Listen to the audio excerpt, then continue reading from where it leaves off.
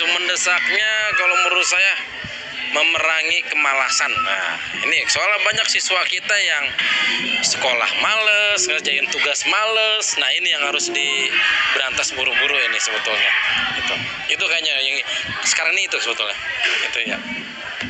Bagaimana isu ini mempengaruhi pengalaman belajar dan kehidupan sehari-hari para siswa? Udah jelas kalau dia misalkan masuk sekolah aja jarang gitu kan, mengerjakan tugas juga males, berarti kehidupan pribadinya juga kemungkinan males gitu kan, karena apakah kebiasaan itu dibawa dari rumah, apa kebiasaan itu dari rumah dibawa ke sekolah. Nah, itu kan mempengaruhi itu ya. Jadi malas belajar karena malas gitunya gitu kan. Itu yang harus harus tanggulangi lah ya gitu. Apakah ada insiden atau peristiwa tertentu yang membuat isu ini semakin mendesak?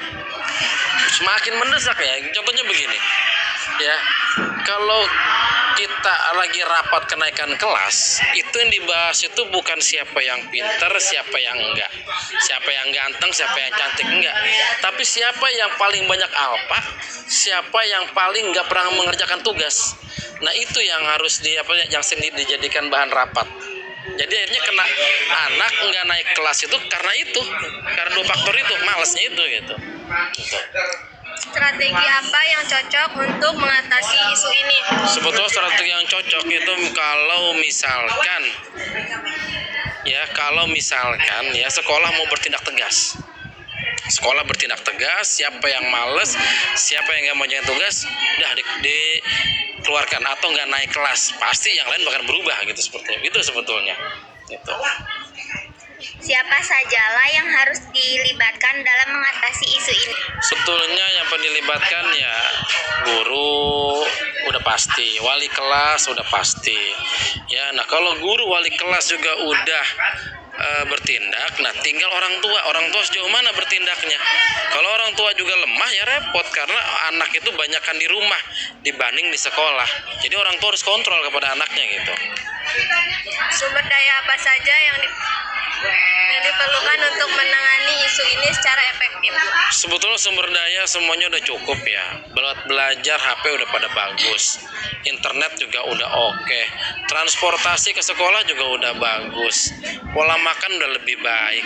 Sebetulnya tinggal bagaimana anaknya punya daya juang, itu sebetulnya.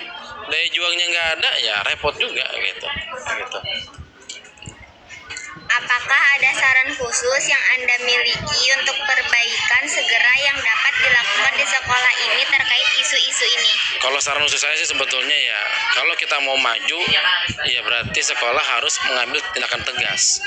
Bila seorang anak dibina oleh sekolah sulit, terus juga dinasihatin oleh wali kelas sulit, guru-guru sulit, ya udah dikembalikan kepada pihak orang tua. Itu kayaknya yang paling, sehingga anak-anak yang lain nanti akan berubah melihat keadaan ini gitu seperti itu.